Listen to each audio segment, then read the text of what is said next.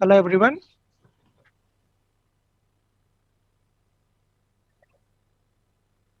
Hello, everyone. Hi, I have Dr. Yanmin Lee with me as co-chair for this session. Welcome to the second session for today's GFRA 2021 conference. It's on FMDV diagnostics.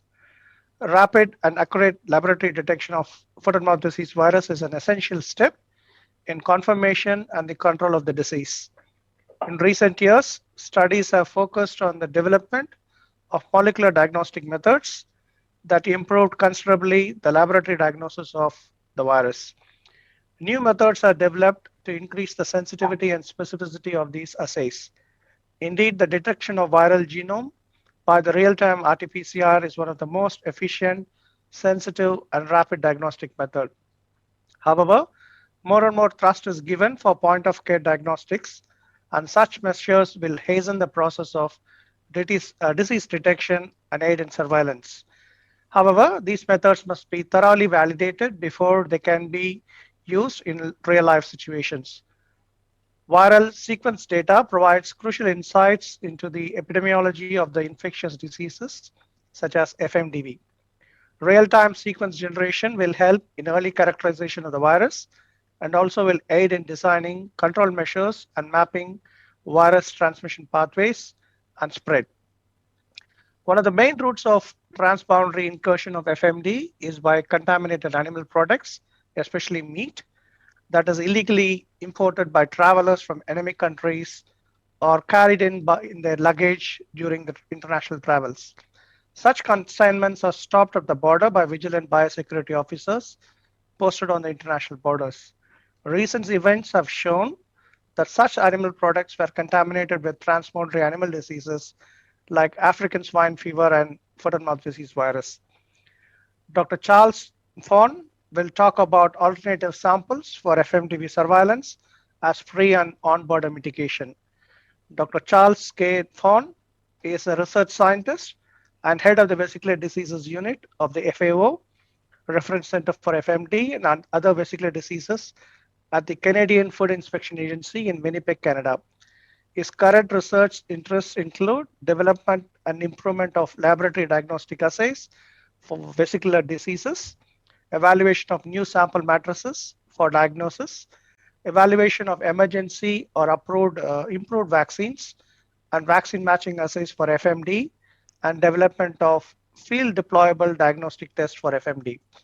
Without wasting any time, I request Dr. Fawn to give his keynote address titled, What if all you have for FMD virus detection is frozen meat? Dr. Charles Nafon, please.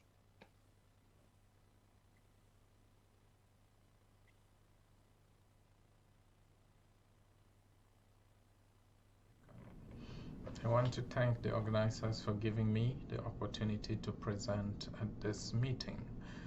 Today I will ask a question and then I will attempt an answer to this question. And the question is, what if all you have for foot and mouth disease virus detection is frozen meat? So why frozen meat? Well, we are not interested in the meat itself. It's more the liquid that comes out of the meat after it's been thawed. And this liquid is called meat juice, and it can be used for testing. What is meat juice, you may ask? So meat juice is a liquid exudate from muscle tissues after freeze-thaw cycles, as I mentioned earlier. The freeze-thaw cycling disrupts cell membranes, leading to the release of intracellular contents. So meat juice is composed of intracellular fluid, some serum, and also some lymphatic fluid.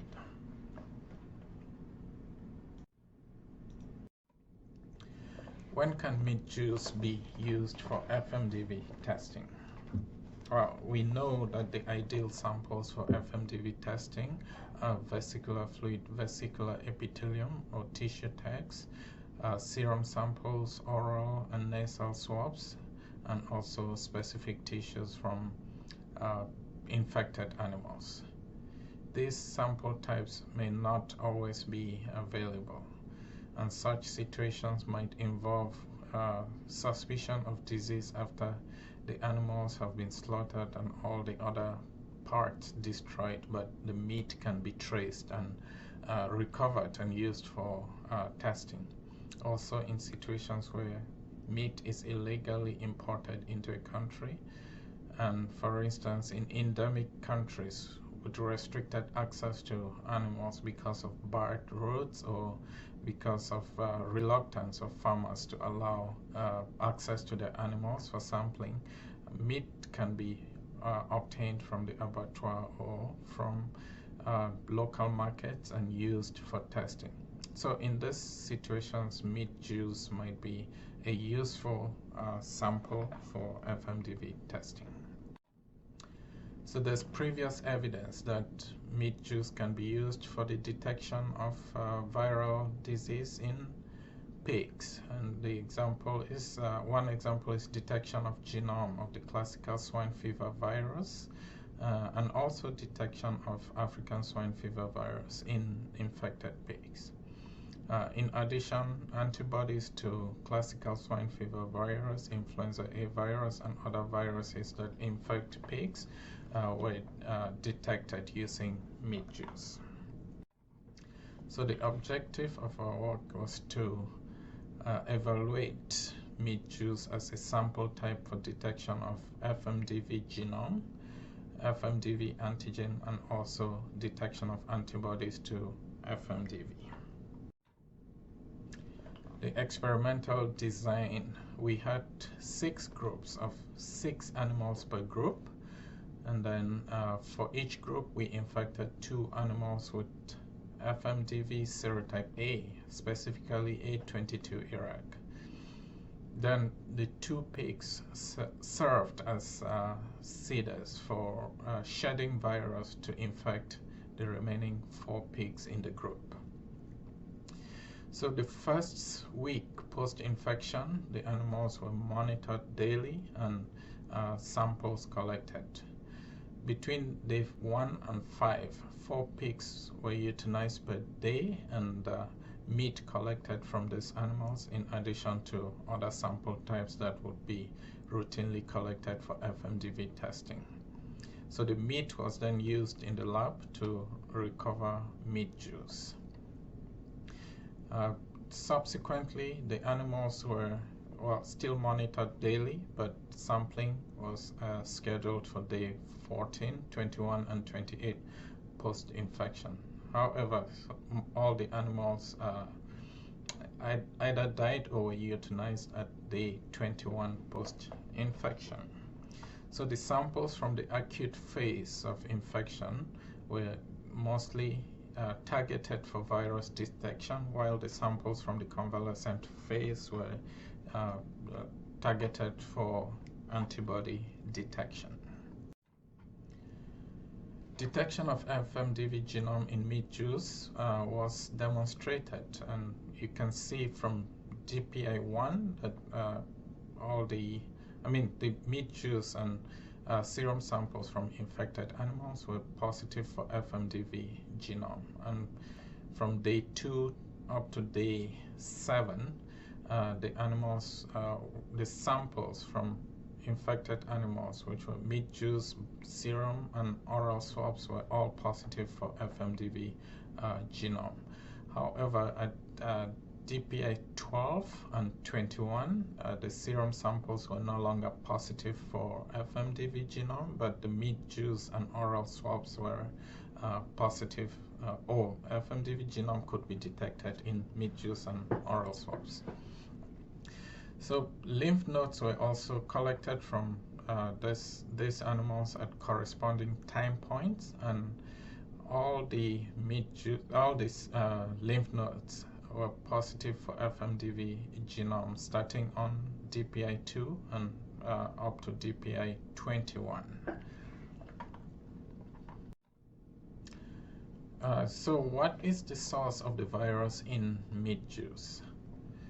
In the acute phase, there is viremia, and so logically would say the virus in meat juice is coming from the blood that is circulating into the muscle tissues. Yeah, but then in the convalescent phase, starting from DPI 12 to 21, there was no viremia, but there was still virus in the meat juice. So this begs the question, where is this virus coming from? And we considered two scenarios. The first one was, does FMDV persist in the muscle cells and therefore is released after freeze thawing of the muscles? And the second scenario was, if FMDV in the muscles is coming from lymphoid tissues via the lymphatic vessels. So the second scenario looked more plausible because, yeah, as I mentioned, at DPI 12 and 21, all the uh, lymph nodes that were harvested from infected animals were positive for FMDV genome, and so it's possible that the FMDV genome that was detected in meat juice was coming from the lymphatic or from the lymphoid tissues via the lymphatic vessels that supply these muscles. The next step was to test for the detection of FMDV antigen using a lateral flow strip test. So at DPI2, the meat juice was positive for the presence of FMDV antigen as revealed by faint bands at the test line. The band intensity increased subsequently at DPI 3, 4, 5, and the meat juice was positive for antigen until DPI 8 and 9, or even up to day 10 for some samples. However, by DPI 12, all meat juice samples were negative for FMDV antigen. So the next step was to see if meat juice could be used for detection of serotype-specific antibodies to FMDV. So for this, we used our in-house solid-phase competitive ELISA SPC, which was validated for serum samples. Therefore, we had to modify this assay for use with meat juice samples. And most significant modification was that instead of diluting the samples 1 to 5, like we do for serum, meat juice samples were diluted 1 in 2. And then following some further optimization, we evaluated negative meat juice samples from naive animals and also tested some positive samples from the experimentally infected animals. Using the data for the naive animals, we were able to establish a cutoff for this assay based on mean plus 3 standard deviation, and the cutoff is 30% inhibition. And at this cutoff, at least, you can see a good distinction between the negatives and the positive samples. So the next step, we tested the detection of serotype-specific antibodies in serially collected samples. And for this, we tested serum in parallel with meat juice. And at DPA 7, yeah, we can see that serum samples are positive for antibodies to FMDV, but not the meat juice samples. However, at the later time points, DPI 12 and 21, both meat juice samples and serum samples are positive for antibodies to FMDV structural proteins. And the figure below shows a good correlation between meat juice and serum samples for the presence of antibodies to FMDV. So to summarize, we have demonstrated that FMDV can be detected in meat juice by real-time RT-PCR, starting from GPA1 and extending up to 21 days post-infection. In addition, we can detect FMDV antigen in meat juice using a strip test. Furthermore, antibodies to FMDV can be detected in meat juice by a solid phase competitive ELISA. So in conclusion, if all we had in the lab was fresh or frozen meat, we can still test for FMDV by a variety of test methods. And in this case, if a positive sample is detected, then the FMDV genome can be transfected into cells and live virus recovered, and this live virus can be used for downstream analysis.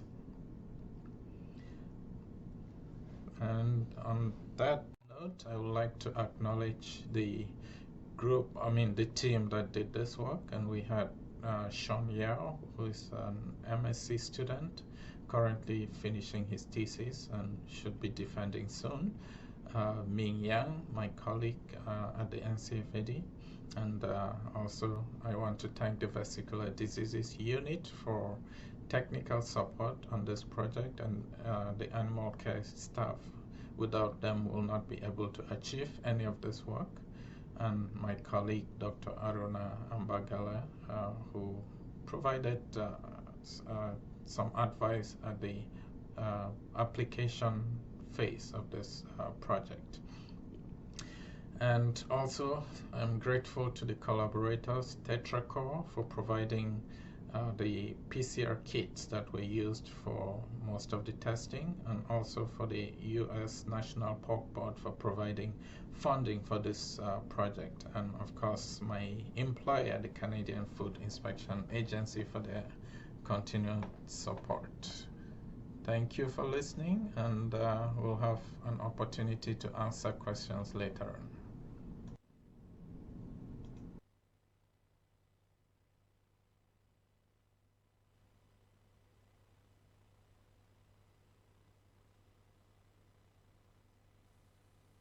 Right. Okay. Hello everyone again. Thank you very much, Charles, and thank you for your very nice presentation. We have the discussion after all our presentations. Now, please allow me to introduce the following three selected presenters. So, from our session, we have three selected talks for this session. These talks are around the use of POC devices to detect FMD virus and characterize the virus based on sequencing. Rapid progress has been made in these fields, and the FAO and OIE are in the process of developing dossiers on how to validate these devices and techniques so that there is enough confidence amongst national bodies to use them in routine surveillance. That'll be great improvement. The first talk is given by Ms. Natasha Edwards, who is working as a research assistant within the Vesicular Disease Reference Laboratory at the Purbright Institute, UK. Edwards will present her work towards the development of a handheld RT lamp point of need assay to detect foot and mouth disease virus, followed by Dr. Cindy Vanellin Cotet, who is working as a project officer at the European Reference Laboratory for FMD in the Virology Unit of ANSES, Animal Health Laboratory, University of Paris, East France. Cindy will talk about her research work on development and validation of a one-step triplex real-time RT-PCR assay for the diagnosis of foot and mouth disease virus.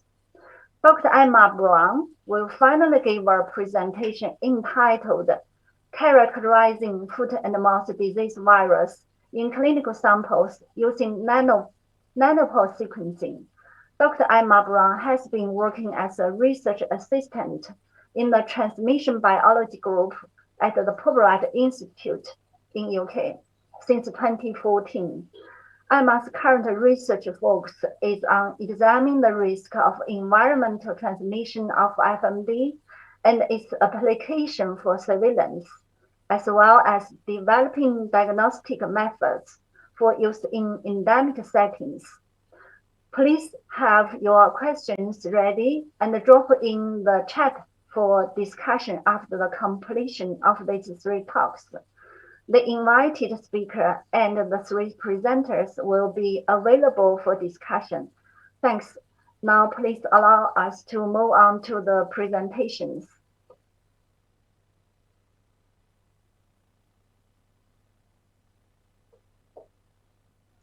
Hello, I'm Natasha Edwards, and I'm a research assistant within the Vesicular Reference Laboratory at the Purbright Institute. So the main focus of my role is to develop a novel closed-circuit handheld lamp diagnostic device for foot and mouth disease, and this has been in collaboration with the Biomedical Engineering Department at the University of Glasgow. Today I'm going to be talking about the progress we've made so far. So when looking at the current diagnostic options for foot and mouth disease, there's the clinical assessment, which requires training and expertise, and there's always the possibility for confounding viruses and clinical status. There's the antigen lateral flow devices. However, these have got lower sensitivity due to the limited infection window, and they also require sample preparation. There's RT-PCR done in the laboratory. However, this also requires expensive reagents and equipment, and the slow transport can result in delays in diagnosis. And there's also RT-PCR done in the field, and whilst this is sensitive and field-based, it does require training and expertise, and once again requires the expensive reagents and equipment. So whilst the current diagnostics are functional, there are opportunities for improvement, especially on issues such as the time it takes, the simplicity of the process, and the sensitivity of this assay.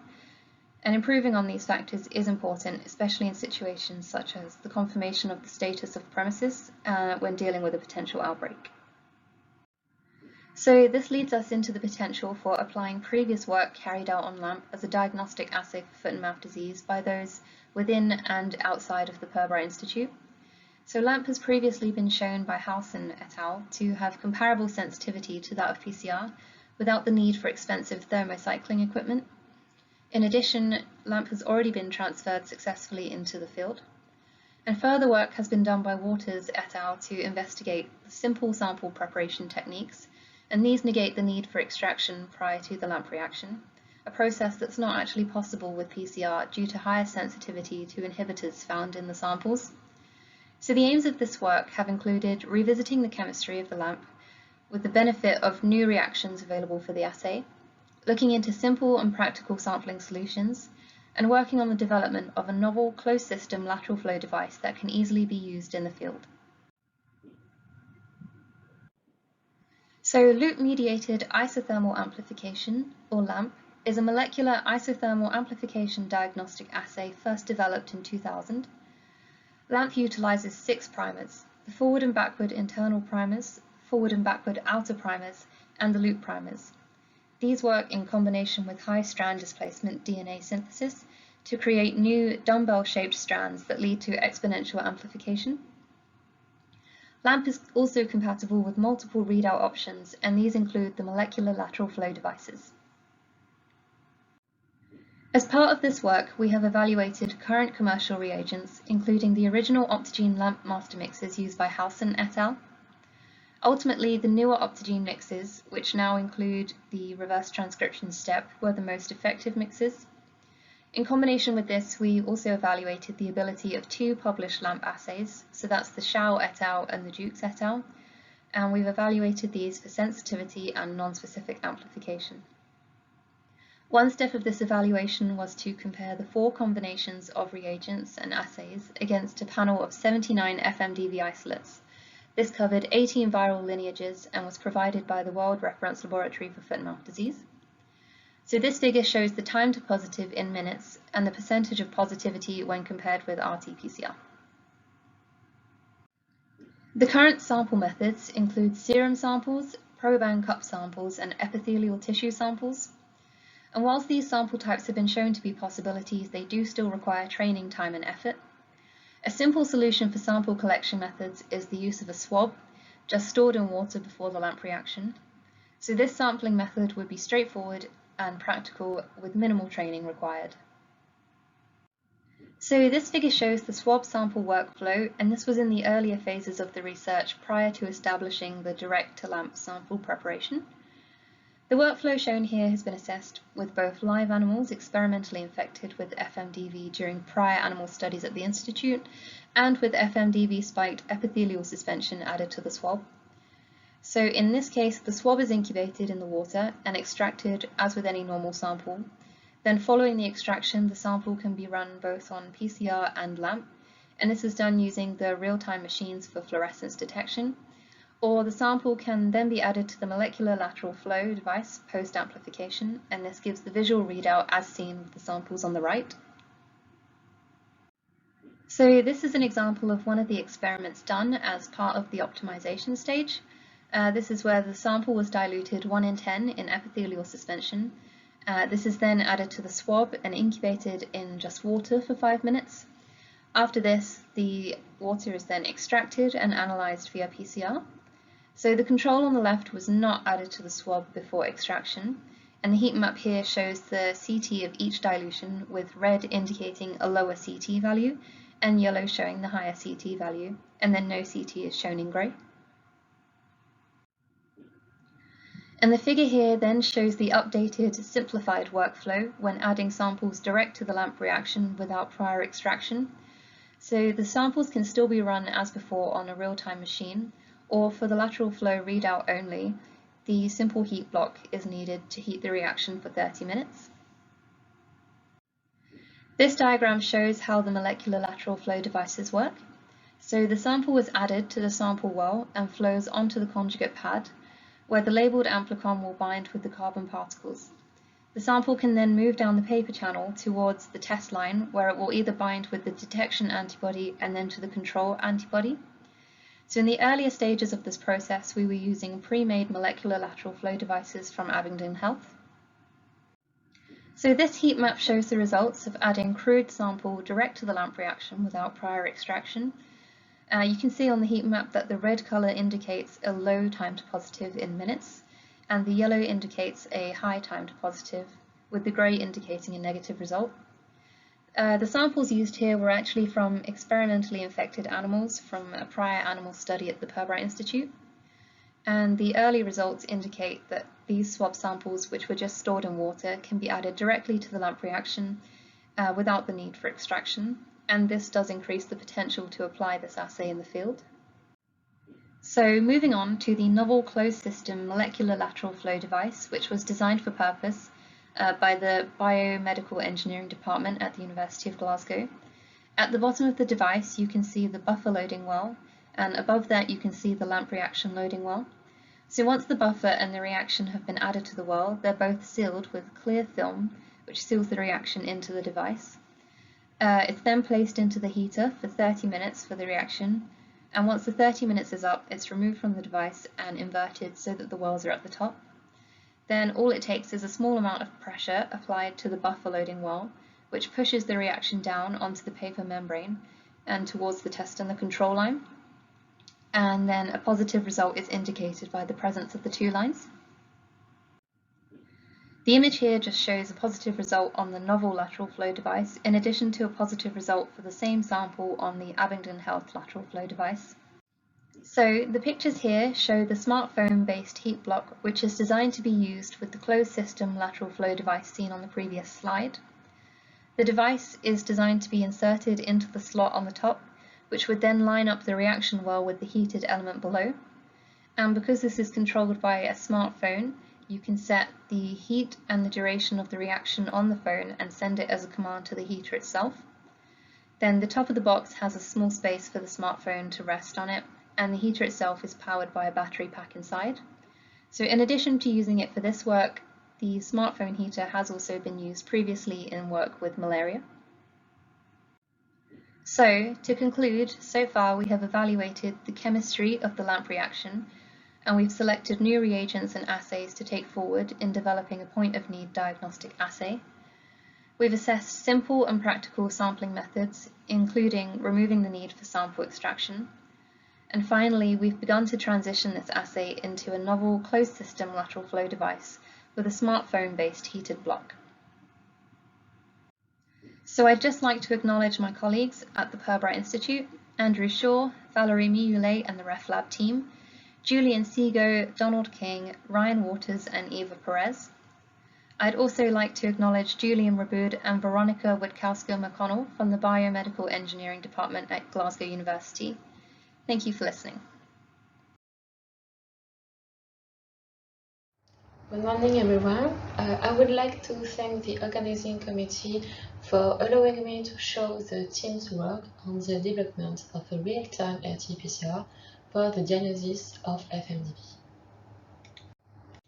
To our knowledge, in the literature, multiplex real-time RT-PCR studies for at least 3 targets for FMDV are designed for the simultaneous detection of different viruses or specific topotypes or lineage, as Swela Benfried will be able to present in the poster session, for the detection of FMDV and Africa G4. In our laboratory, we are currently using a duplex to search the 3D and RSS genes. It's therefore interesting to develop a pan-FMDV triplex in order to improve the diagnosis of FMDV, especially at the risk of genetic mutation. This triplex was designed to detect the 2 most conserved interstring genes 2B and 3D with a high percentage of invariant nucleotides at 61% and 58% respectively. The controlling antigen is GIPDH. This is a one-step and pan-FMDV RT-PCR. Its development and validation were carried out with 2 parallel nucleic acid extraction methods, with Delica columns and magnetic beads, and of course by following the French standard and the OAE manual. The OAE manual has summarized the validation pathways, and this is what I will present to you, and you can follow the progress of the steps on each slide show. The first steps are to assess the analytical characteristics. The test is designed to be selective with analytical specificity that does not detect other strains. Similarly, out of 53 strains representing the 7 serotypes of FMDV, and all are detected positive for both viral targets. The detection limit of the PCR is assessed using dilution of synthetic RNA developed for both viral targets, and it's estimated to be 10 copies of RNA per 5 microliter of RNA added to the master mix. The detection limit of the method is evaluated with all 2 extraction methods in parallel. FMDV-free epithelium and nasal swabs are spiked with all synthetic RNA. The detection limits are evaluated at 100 copies of RNA for epithelium and 100 copies for nasal swabs. The repeatability is estimated by evaluating variation in results of 3 replicates with 5 samples in 2 sessions. The intra-session coefficient of variation of our extraction methods is estimated to be about 3% for silica columns and about 1% for magnetic beads. The reproducibility is a measure of the increment between results obtained in the repeatabilities. Similarly, the inter-session coefficients of variation of the repeaters are about 5% and 6% respectively. The next step is to characterize the diagnostic parameters of our matrix. Estimated diagnostic specificities and sensitivities are the proportion of known negative samples to be undetected and the proportion of known positive samples to be detected respectively. As you can see here, with our triplex, we found the wide stature of the tested sample per matrix, epithelials and nasal swabs. The strength of this triplex is that even if there are mutations in one of the two viral targets, 2B or 3D, if either target is detected, then the sample will be considered FMDV genome positive. And if the sample is considered positive, it will be confirmed or not by a second technique. The third step is inter-laboratory reproducibility. In the framework of the annual proficiency test, 10 volunteer laboratories participated in the validation of the method. For this purpose, 16 blind samples were sent to them. The extraction method was free, but as shown in the OAU manual, the protocol, reagent, and control must be identical and mandated. Thus, a ready-to-use master mix was mandated, as well as the Diagnosstic program. The laboratories had to be able to determine the status of the samples. The samples were divided into different levels of infectivity with bovine crushed epithelium, FMDV3, type O, type A, SAT1, SAT2, and TAT3. Homogeneity panels consisting of 10 samples per level were assessed before chipping. The acceptance criteria were validated and the samples were considered homogeneous.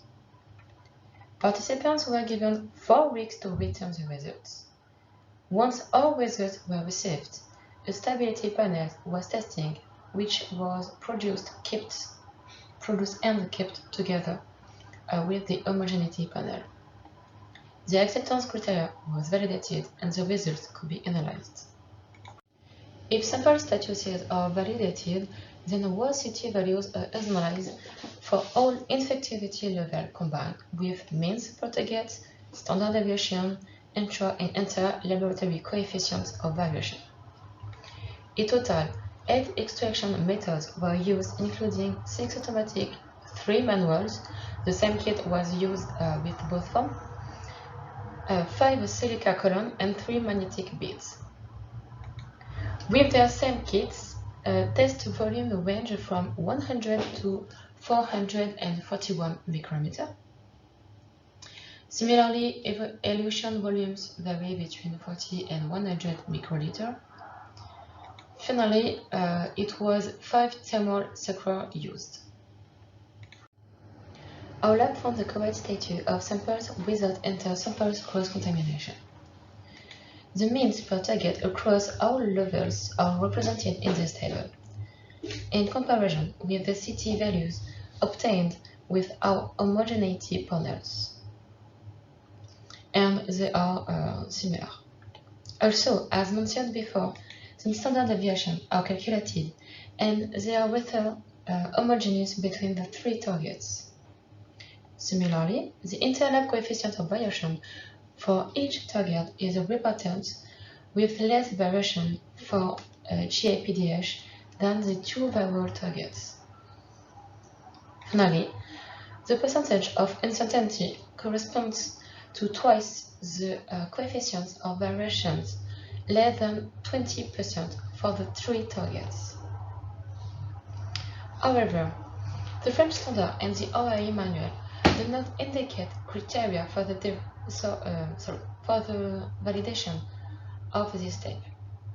Based on other records of the same type, criteria used are less than 2 standard deviations for the raw CT value obtained, and which is the case. For the internal lab coefficient of variation, they must to be less than 20%, and this is the case. I would like to thank all the participants in this development and for your attention. I would like to thank my team for the work they have done, and if you'd like more details on our activities, I invite you to see the poster presented by Labib by Kelly Cassini. Thank you.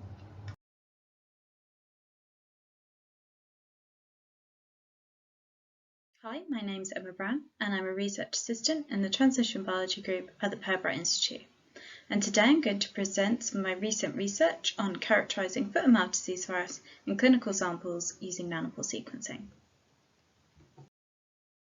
The sequencing platforms routinely used for characterisation of FMDV are limited to use in well-equipped laboratories as they require sample preparation, expensive and sophisticated equipment, and computational resources for data analysis.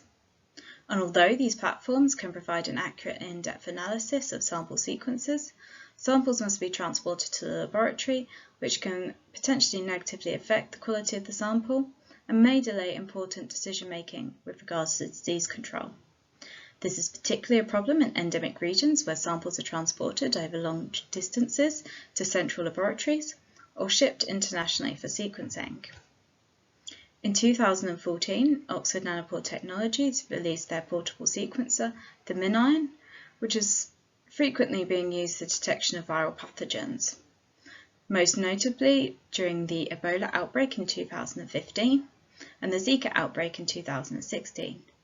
It's also currently being used for the ongoing COVID-19 pandemic.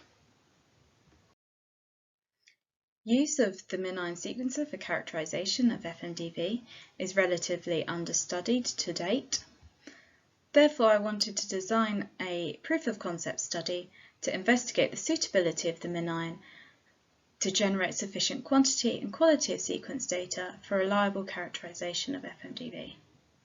In order to do this, I selected samples representing the most three widely circulating serotypes of FMDV, serotype O, A and Asia 1.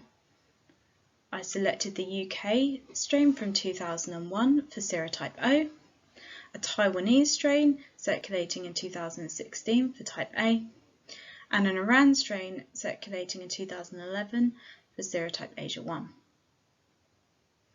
And all these strains were tested in three different sample matrices, so in cell culture adapted viruses, in oral swabs, and in tongue epithelium. The swabs and epithelium were obtained from previous cattle experiments carried out at the Pirbright Institute, and material from these experiments was grown up for the cell culture adapted viruses. A single universal two-step PCR was used to amplify the capsid coding region of the FMDV genome. This approach was used to generate sufficient DNA for MinION sequencing. Gel electrophoresis confirmed the 3 kb product representing the capsid coding region, and this was achieved for all samples. Cell culture samples and epithelium samples yielded DNA concentrations of 1.2 micrograms. The oral swabs yielded slightly less, between 400 nanograms and 1.2 micrograms, and this was determined by the qubit. The MinION sequencing protocol stated a DNA input of 1 microgram, and although the oral swabs fell slightly below this, I still wanted to try and sequence them and see if samples with slightly less DNA concentrations could still be used. So I carried out 2 sequencing runs on the MinION, first with the cell culture samples and the second with the clinical material. For both runs, I used the ligation sequencing kit with the PCR barcoding expansion pack from Oxford Nanopore Technologies. And both runs were placed on the sequencer for 30 hours. The FastQ reads were demultiplexed using the Epitome software from Oxford Nanopore Technologies after sequencing, and the reads below a Q-score of 7 were removed by the Epitome software before onward analysis. Reference genomes for all samples were assembled using Canu with a minimum read input of 1,000 base pairs. Following this, Medaka was used to generate a polished consensus sequence from the Canu-generated contigs. BedTools was used to ascertain coverage across the sequenced amplicon, and the BAM files generated from the alignment were used to determine the proportion of reads which were over and under 500 base pairs in length, which aligned after 30 hours of sequencing. The 3 cell culture supernatant samples were given to the sequencing unit at the Pirbright Institute for Illumina MySeq sequencing. And the purpose of this was to generate MySeq reference sequences which could be visually compared with the nanopore-derived consensus sequences to determine consensus accuracy. For all samples of cell culture origin, 70% of reads were under 500 base pairs in length, with lengths between 2,800 and 3,000 base pairs in length, accounting for just 7% of the total reads. And I highlight this as this is the length of the capsid coding region. In line with the cell culture data, 82% of the reads from the clinical samples were below 500 base pairs in length, with reads between 2,800 and 3,000 base pairs in length, accounting for just 1% of the total reads. When I looked at the consensus sequences, they all had a GC-rich region at positions 494 to 507. And we know that the MinION struggles with GC-rich regions, so one possible explanation I had was that the sequencer would sequence the first 500 base pairs, it would hit this GC-rich region, and that would cause sequencing to terminate, thus resulting in lots of shorter reads. A higher percentage of the longer reads, so that's those over 500 base pairs, mapped to the reference sequence in comparison to the shorter reads, and this is for every sample tested. Overall, the percentage of mapped reads was higher for cell culture-derived samples than clinical material, with a mean alignment of 94% for the cell culture samples and 42% for the clinical samples. The coverage increased over time for all samples and plateaued after 20 hours of sequencing. The coverage was higher for cell culture samples than for clinical material, with the mean coverage for the cell culture samples being 10 to the 5 after 30 hours of sequencing. Both the oral swabs and epithelium samples achieved a coverage depth of 10 to the 4 after 30 hours of sequencing. The coverage depth was higher for cell culture-derived samples than for clinical material for each strain, and a greater coverage depth was observed at the first and last 500 base pairs. This can particularly be seen at the first 500 base pairs, and it's most predominant in the Asia 1 oral swab, where there is about a 1 log drop at the first 500 base pairs. This isn't surprising, given that we know most of the reads are under 500 base pairs in length, therefore we would expect higher coverage at the first 500 base pairs. And this fits in with my theory of this sequencer hitting the GC-rich region and causing sequencing to halt. But nevertheless, it's important to note that 100% coverage across the sequencer amplicon was achieved for all samples tested. All samples achieved 100% consensus accuracy with their respective reference sequences, except for the oral swab from type A and the cell culture sample from type O, where the most accurate consensus sequence was 99.97%, and this was achieved after 2 and 10 minutes of sequencing respectively. The sequencing time required to reach a consensus sequence with 100% accuracy varied between samples, but a blast search of the consensus sequence generated after 2 minutes revealed the same phylogenetic placement as the most accurate consensus sequence for that sample. Therefore, the 2-minute consensus sequence generated for all samples could theoretically be used to provide rapid information on strain identification. It's also important to note the discrepancies observed between the MiSeq generated reference sequence and the nanopore generated consensus sequence were most commonly located at homopolymeric regions. This proof of concept study has shown the MinION sequencer can characterize FMDV down to strain level and in a variety of different sample matrices and across different serotypes. This is an exciting prospect for real-time sequencing, which could be a useful tool in providing information on circulating strains of FMDV, which can inform critical decision-making on the appropriate use of vaccines to control or prevent an outbreak. However, this is just a proof of concept study, and therefore it would be more beneficial to have further testing with more serotypes and multiple strains within those serotypes to allow us to draw firmer conclusions on the data. The pipeline could also be modified to make it more suitable for decentralized locations.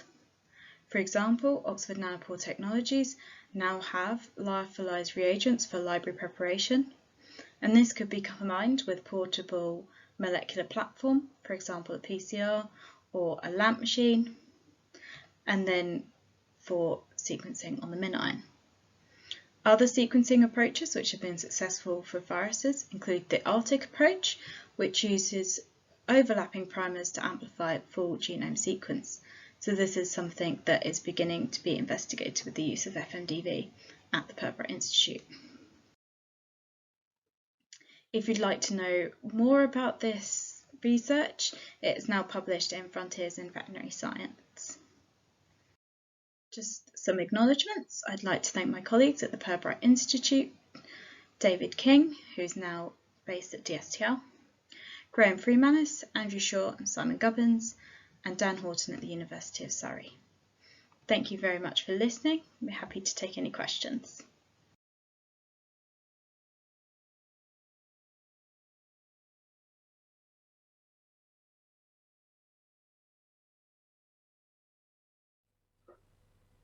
Thanks very much to Dr. Charles Nafon, Ms. Natasha Edwards, Dr. Cindy Bernalin-Cotet, and Dr. Emma Brown for your informative and interesting presentations. To start our discussion session, I now just give a very brief summary on the main findings from these invited and 3 selected talks. As we all know that good strategy of sampling is always required for the rapid and accurate diagnosis. Now we are delighted to be informed by Dr. Nafon that FMDV can be detected in meat juice by real-time RT-PCR, can be as early as day 1 to as late as day 21 post-infection. So as we can imagine, meat juice is easy to collect and can obtain in large quantity during collection. Therefore, it could be a potential very good alternative sample for detection of FMD virus, especially post the acute phase infection, which is normally only within 10 days.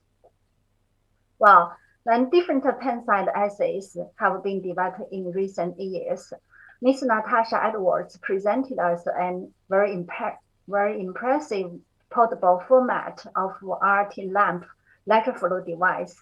So it's really handheld. This is a point of need assay able to detect FMD virus in crude clinical samples. That it means it's no need to do the RNA expression prior to testing, and no need for professional training for performing this test. And also it is isothermal. So this could be a very user-friendly and convenient pen-side test in the field. And Dr. Cindy Bernalin-Cotet's lab has developed and as well as validated a one-step triplex real-time RT-PCR assay, which will be able to detect both 3D and 2D genes as well as GAPDH. This multi-genes detection could provide efficient, accurate diagnosis for FMD. Sequencing, as we know, has been a powerful tool for serotyping, and recently, I think in last more than 10 years has been widely and intensively used for tracing the origin of the outbreak and monitoring the genetic evolution of the virus. So from the research presented by Dr. Emma Brown, we have gained an insight on rapid sequencing in 2 minutes, only 2 minutes from epithelial samples. This can be clinical field samples for type O and type H1 foot-and-mouth disease virus. So this almost like gave a sort of like exciting thing. We can be use it this portable nanopore sequencing in the field in the future for the rapid, quick characterizing of the virus in the field.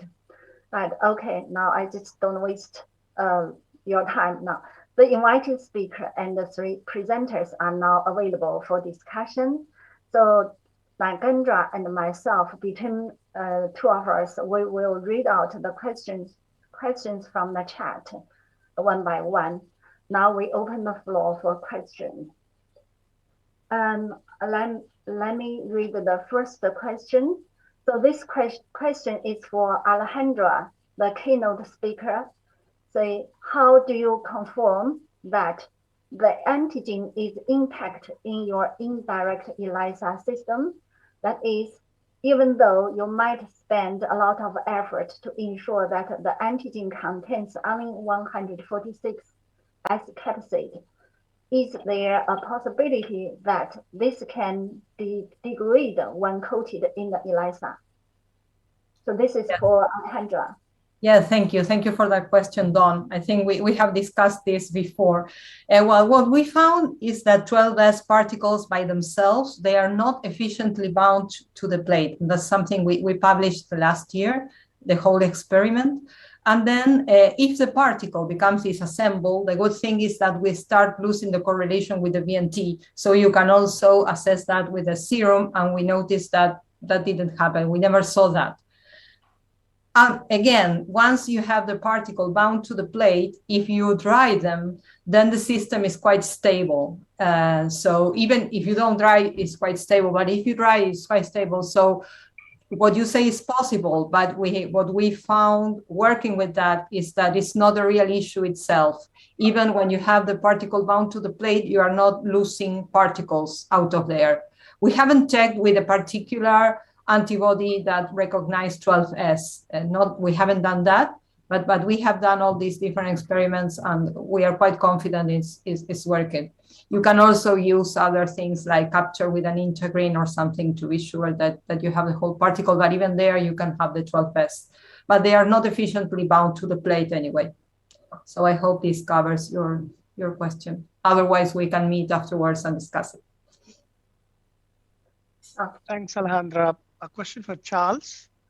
Charles, would you suggest that when meat is imported from endemic countries, it would be now replaced by the pH test of meat into a serological test showing the structural protein antibodies and no non-structural protein antibodies? Yeah, so that's a very good question and a perspective that I've never even thought about. But I want to point out that the tests at this point are rudimentary, and I think with full validation, what this question is suggesting could be a supplementary test in addition to the pH test. And I think, I've read the abstracts for this meeting, and I think there might be another reason for supplementing this pH test, and that's based on the work from the group at FLI, Michael's group.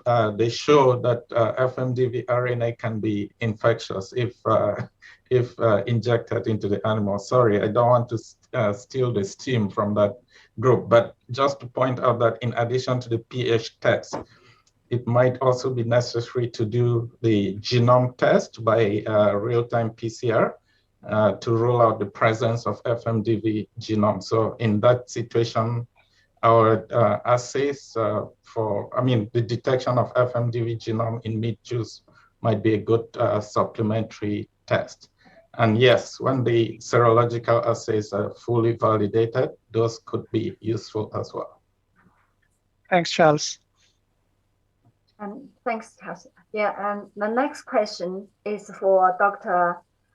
From Charles again. So these integrated virus particles can give positive results in ELISA-based assays, and the genome can be detected by molecular methods. Did you isolate live virus? No, live virus wasn't isolated, and it's because of the lactic acid, right? We know rigor mortis happens after the animals have died. And so when virus is harvested from meat juice, there's that chance that there is acidity and that disintegrates the virus capsid. But what we did was for a few of the samples, we were able to extract the nucleic acid and then do a transfection. And yeah, with a limited number of samples, you can harvest the recover the virus by transfection. Thanks, Charles. A question for you, Natasha.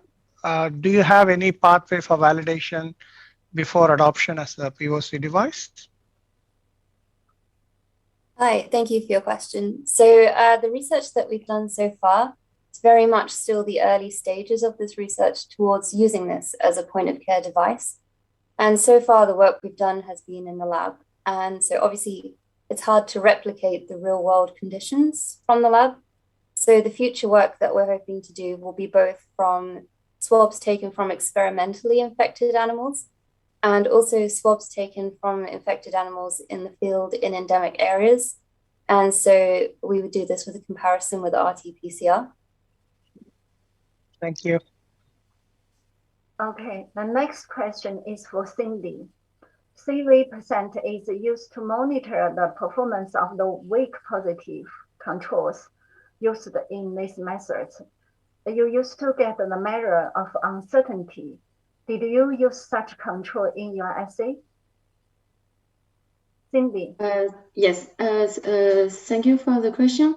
The samples used for repeatability and reproducibility are controlled and can be considered as a positive control in themselves. The samples used are in fact the same samples sent in duplicates to the different participants. Therefore, we can use the coefficient of variation and uncertainty with caution. Thank you. Emma, question for you. Would you consider an enrichment step before processing for MNIN sequencing? Yeah, definitely. I mean, I've read previously that it's been done with other viruses, adding this enrichment step. I mean, it seemed to work quite well for the samples that we tested without the enrichment step, but for some of the oral swabs where we do have slightly less, or if we wanted to try samples with even less, I mean, I work a lot with environmental samples where we have very degraded viruses. Some samples like that, I think an enrichment step would really be useful. And I think that's definitely something that we could look at going forward. Thank you. A final question for Natasha. Do you have any figures about the specificity of the LAMP assay? Yeah, so this is something that we have looked at along the way. I do have some figures about it, and I'd be very happy to share them afterwards if you'd like to contact me. But so far, from the small research that we've done on it, we found that the specificity is around 95% and above when compared to that of RT-PCR. Thanks, Natasha. Finally, I would like to thank the keynote address speaker, Alejandra, Charles, invited speaker, and the three speakers selected from the abstracts, Natasha, Cindy, and Emma, for their presentation and participation in this discussion. Thank you very much. Best wishes. Thank you very much. Thank you. Thank you. Thank you. We can now go to Gather Town as well. It's ready for the poster viewing, and you can interact live there as well. All right, thanks. Okay, thank You there. Thanks, folks. Very good presentations. Yeah.